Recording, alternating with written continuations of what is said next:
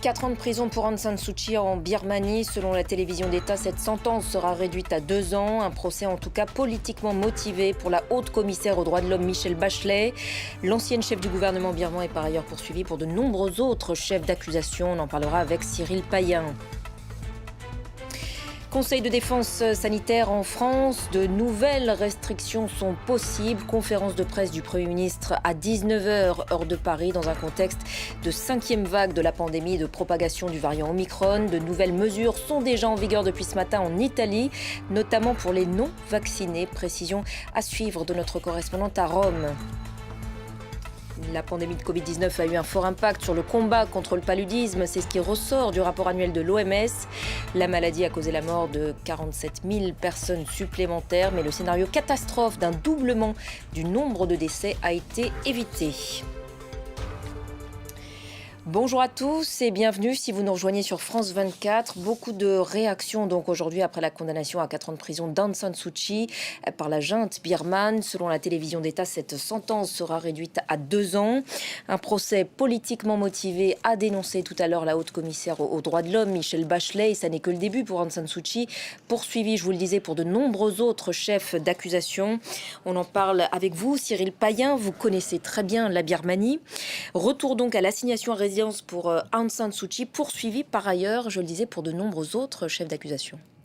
Oui, et la clémence des généraux birmans on voit bien qu'il n'y a pas d'impartialité dans la justice birmane, hein, c'est un euphémisme puisqu'elle a été condamnée à 4 ans ce matin après ce premier verdict, de ce premier des 11 procès qui l'attendent, et tout cela a été commué en 2 ans d'assignation à résidence, donc tout cela ne présage pas du meilleur.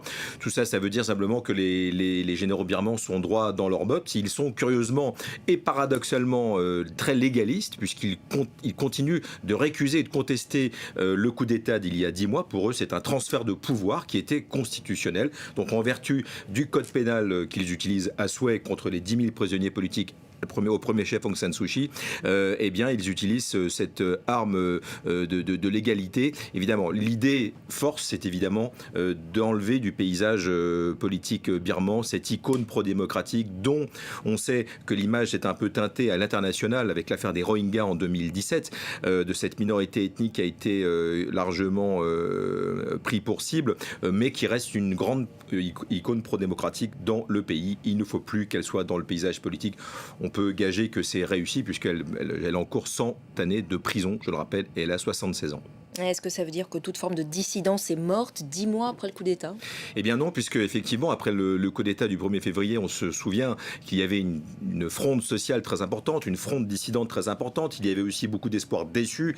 C'est pour ça qu'en écho eh bien, aux déclarations indignées de la communauté internationale, eh bien, le peuple birman n'en a que faire, puisqu'il s'est résolu à ne pas avoir d'intervention américaine, occidentale, européenne, et a pris, si je puis dire, le taureau par les cornes, puisqu'en fait, il y a un gouvernement parallèle, le NUG, qui a été créé 2 mois après le coup. Il y a le PDF, le People Defense Force, qui est la force de défense populaire, qui est aussi une armée de l'ombre et qui multiplie quotidiennement les attaques. Alors si on fait une équation, il y a effectivement à peu près 1300 morts du côté des dissidents qui ont été tués par la junte militaire, par les forces de sécurité depuis 10 mois. Mais ce chiffre est sans doute équilibré, peut-être plus important maintenant du côté des forces de sécurité, les policiers, l'armée, les informateurs, les fonctionnaires, qui sont eux-mêmes pris pour cible par ce gouvernement de l'ombre et cette armée de l'ombre.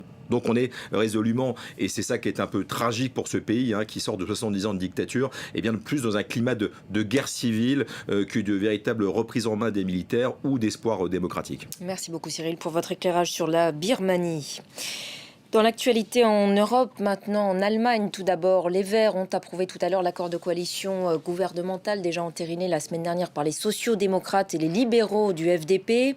Dernière étape avant l'ouverture d'un nouveau chapitre de l'histoire allemande, ce sera mercredi. La chancelière Angela Merkel va passer les rênes du pays au social-démocrate Olaf Scholz après 16 années de pouvoir.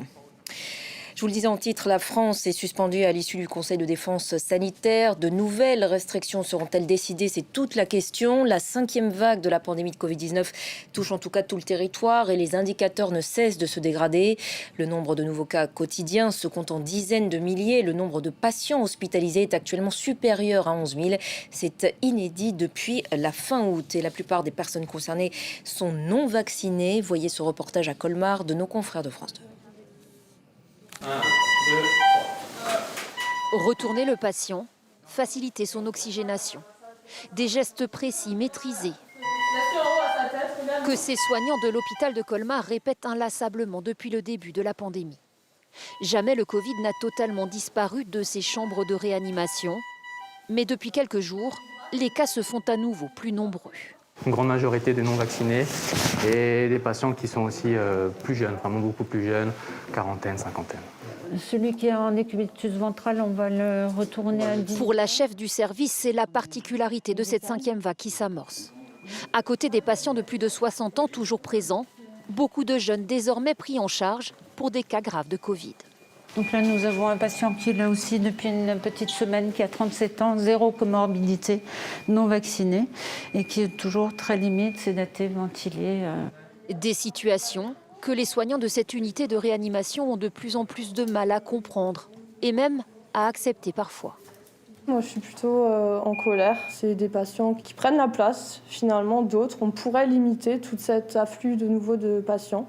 Et à cause, notamment, alors, pas que non plus, mais notamment des non-vaccinés, il y a ces nouvelles vagues qu'on espère maîtriser, mais franchement, on ne sait pas trop à quoi s'attendre. En une semaine, le nombre de patients Covid hospitalisés en réanimation à Colmar a doublé. 14 pris en charge aujourd'hui. Pas encore l'afflux de patients de la première vague, mais la peur tout de même d'être submergés. Ça va monter vite, et avec des cas graves qui vont rester longtemps. Et surtout, on n'aura pas de quoi, au niveau personnel infirmier, faire autant de places de réa éphémères. Difficile de mobiliser un personnel déjà en sous-effectif. Alors la semaine dernière, l'hôpital de Colmar a déclenché son plan blanc et déjà des déprogrammations d'opérations non urgentes sont envisagées. Voilà, et à suivre sur notre antenne ce soir à 19h de Paris, la conférence de presse du Premier ministre Jean Castex aux côtés du ministre de la Santé Olivier Véran. Pendant ce temps, en Italie, nouvelles restrictions sanitaires concernant les non-vaccinés. Ils ne pourront plus aller au cinéma, au théâtre, à des concerts ou à de grands événements sportifs. Et désormais, 2 passes existent. Un basique, accessible avec un test négatif. Et puis un super pass réservé aux personnes vaccinées. Marc Pope. Montrer son pass sanitaire pour prendre les transports en commun. Voilà le réflexe que doivent avoir depuis ce matin les Italiens. Une mesure qui divise les habitants. Pour moi, c'est une bonne chose. Je suis tout à fait d'accord avec ces restrictions. C'est la seule façon de sortir de cette situation. Honnêtement, je pense que le super pass sanitaire n'est pas efficace contre le virus. Je pense que les gens doivent être libres de se faire vacciner s'ils le souhaitent.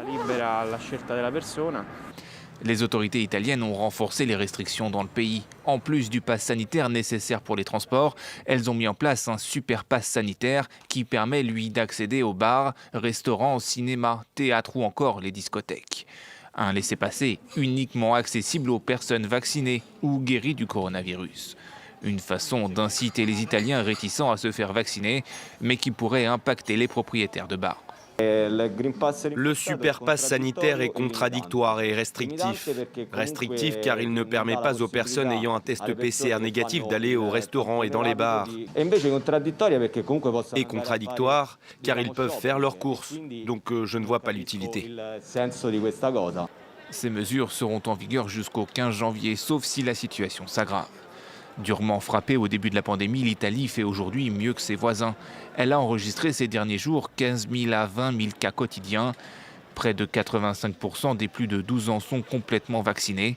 Et Rome s'apprête aussi à ouvrir la vaccination pour les enfants âgés de 5 à 11 ans. Et New York, de son côté, passe aussi à la vitesse supérieure. Le maire a annoncé tout à l'heure que le vaccin sera obligatoire pour tous les employés du secteur privé à compter du 27 décembre.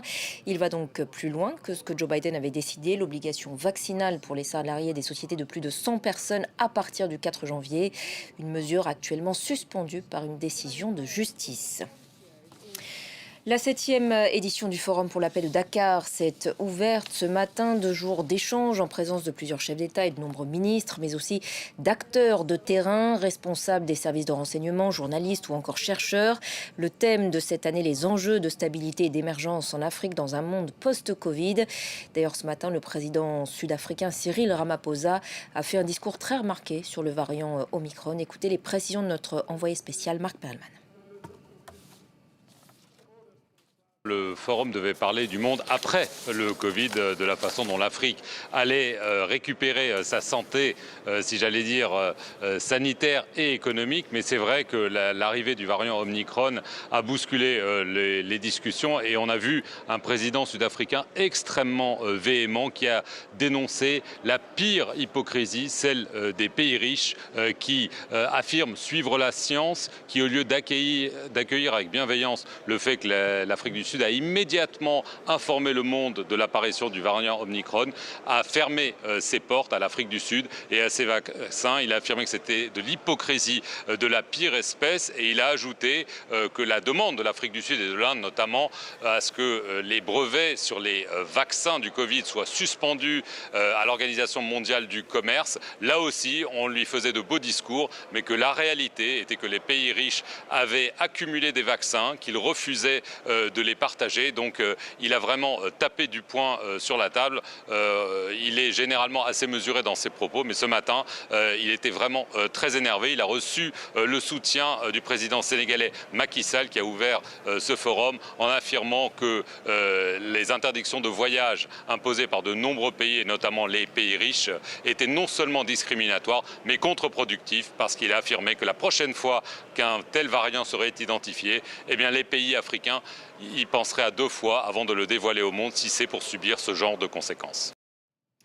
L'OMS a publié son rapport annuel sur le paludisme et ce qui ressort, c'est que la pandémie de Covid-19 a eu un fort impact sur le combat contre ce fléau. La maladie a causé la mort de 47 000 personnes supplémentaires, mais le scénario catastrophe d'un doublement du nombre de décès a été évité. Écoutez à ce sujet le docteur Pedro Alonso, directeur du programme mondial de lutte antipaludique à l'OMS.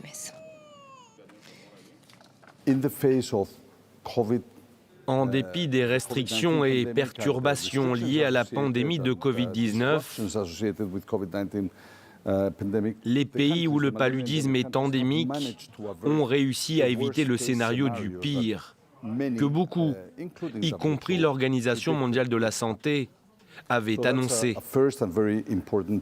Et ça, c'est un message très positif. Néanmoins, 47 000 décès supplémentaires ont été recensés en raison de ces perturbations.